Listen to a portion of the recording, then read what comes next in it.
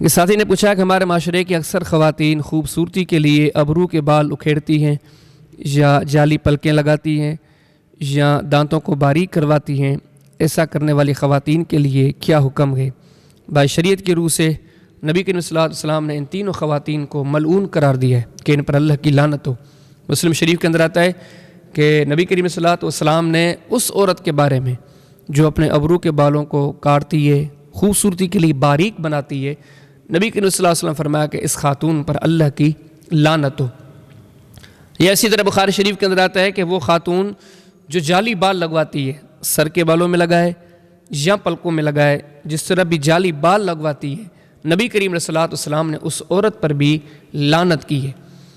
یہ اسی طرح مسلم شریف کی حدیث ہے کہ نبی کریم صلی اللہ علیہ وسلم نے اس عورت پر بھی لعنت کی ہے جو عورت اپنے دانتوں کو باریک کرتی ہے خوبصورتی کے لیے۔ ایک ہوتا ہے دانتوں کا علاج کرانا، کیڑے لگ گئے، بیماری لگ گئی، وہ الگ چیز ہے۔ یا بعض اوقات دانت آگے پیچھے ہو جاتے ہیں، جدید دور میں اس کا بھی ایک علاج ہے کہ ان کو ایک ترتیب دی جاتی ہے۔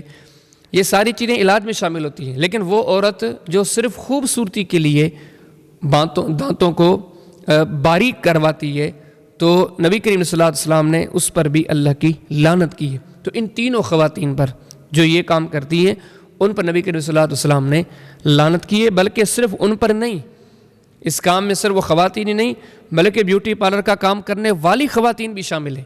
نبی کریم صلی اللہ علیہ وسلم نے فرمایا کہ آگے یہ تو کروانے والی ہیں، لیکن جو خواتین آگے کرتی ہیں، بلکہ اسے تشریح میں کہوں کہ وہ بیوٹی پارلر کی خواتین یا وہ خاندان کی خواتین جو یہ کام کرتی ہیں، نبی کریم صلی اللہ علیہ وسلم نے ان کرنے والوں پر بھی لعنت کی ہے۔ یعنی کہ کرنے والوں پر بھی اللہ کی لعنت اور کروانے والوں پر بھی نبی کریم صلی اللہ علیہ وسلم نے فرمایا کہ اللہ کی لعنت۔ اور یہاں پر یہ چیز بھی ذکر کروں کہ ان کلمات کو کوئی خاتون ہلکا نہ لے، چھوٹا نہ سمجھے کہ لعنت سے کیا مراد ہے۔ یہ چھوٹی موٹی بات ہے، بہت بڑی بات ہے۔ لعنت کا معنی یہ ہے کہ اس کو اللہ کی رحمت نصیب نہیں ہوگی۔ اب آپ مجھے بتاؤ، کسی انسان کے لیے نبی کریم صلی اللہ علیہ وسلم جیسی مستجاب الدعوات ذات، وہ ذات ہے کہ آپ سے بخاری پڑھیں، آپ حدیث پڑھیں گے، نبی کریم صلی اللہ علیہ وسلم کی زبان کی وہ طاقت اور تاثیر ہے۔ ایک جمعے کا دن تھا، کوئی آنے والا آیا کہ اللہ کے رسول دعا کریں، برسات نہیں ہو رہی۔ نبی کریم صلی اللہ علیہ وسلم نے دعا بھی کی، اور صحابی فرماتے ہیں کہ اس طرف میں نے دعا کرتا ہوا آپ صلی اللہ علیہ وسلم کو دیکھا اور اس طرف میں نے آسمان پر بادل بنتے ہوئے دیکھے۔ لوگوں نے نماز پڑھ کے مکمل نہیں کی تھی کہ برسات بڑی تیزی سے شروع ہو گئی۔ پھر ایک ہفتے کے بعد اگلے جمعے پر وہ شخص یا کوئی دوسرا آیا، اس نے اسی طرح کہا اللہ کا رسول تباہی آ گئی، بربادی آ گئی، ہر طرف پانی ہی پانی ہے، دعا کریں اللہ پاک برسات کو روک لے۔ یہ نبی کریم صلی اللہ علیہ وسلم کی زبان کی تاثیر ہے۔ صحابی فرماتے ہیں کہ آپ نے انگلی سے اسے اشارہ کیا اللہ ہر طرف برسات چلتی رہے جہاں ضرورت ہے، لیکن اب مدینے میں برسات کی فی الوقت ضرورت نہیں رہی۔ نبی کریم صلی اللہ علیہ وسلم نے اسے اشارہ کیا۔ صحابی رسول فرماتے ہیں میں سامنے تھا، میں نبی کریم صلی اللہ علیہ وسلم کی انگلی کو بھی دیکھ رہا تھا اور آسمان کو بھی دیکھ رہا تھا۔ جیسے آپ اشارہ کر رہے تھے آسمان سے بادل کرتے جا رہے تھے، جیسے آپ نے دائرہ مکمل کیا ایسے آسمان پر ہر طرف بادل ہی بادل تھے، صرف مدینہ کی فضا پر ایک انڈے نما نشان بن گیا، وہاں بادل نہیں تھے۔ کتنی دعا میں طاقت ہے، کتنی زبان کے کلمات میں تاثیر ہے۔ ایسی مثالیں تو سینکڑوں مل سکتی ہیں، لیکن اس عظیم ذات نے کہا کہ یہ تین کام کرنے والی عورتوں پر اللہ کی لعنت ہو، ان کو کبھی اللہ کی رحمت نصیب نہ ہو۔ اب مجھے بتایا جائے کہ یہ کتنی بڑی بات ہے۔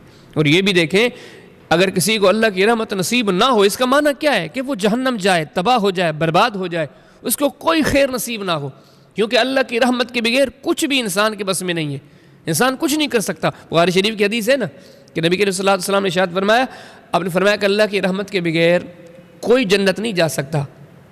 لوگوں نے کہا اللہ کے رسول کیا آپ بھی نہیں جا سکتے؟ آپ نے فرمایا کہ نہیں، میں بھی نہیں، مجھے بھی اللہ کی رحمت اور اللہ کی بخشش چاہیے، مغفرت چاہیے۔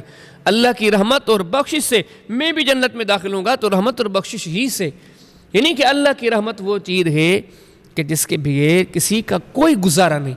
لیکن یہاں پر نبی کریم صلی اللہ علیہ وسلم فرماتے ہیں کہ یہ رحمت ان تینوں خواتین کو جو خوبصورتی کے لیے اپنے ابروؤں کے بالوں کو اکھیڑتی ہیں، ان کو خوبصورتی کے لیے باریک کرتی ہیں، جو عورتیں اپنے سر یا اپنے پلکوں میں جعلی بال لگواتی ہیں، یا وہ جو اپنے دانتوں کو باریک کرواتی ہیں، یہ ایسی ناکام اور نامراد خواتین ہیں، ان کو کبھی اللہ کی رحمت نصیب نہیں ہونی۔ ایک کلمہ پڑھنے والی خاتون کو چاہیے جتنا ہو سکے اپنے آپ کو ان تباہی والے کاموں سے بچائے، نہیں تو نقصان کسی اور کا نہیں، اس کا اپنا نقصان ہے۔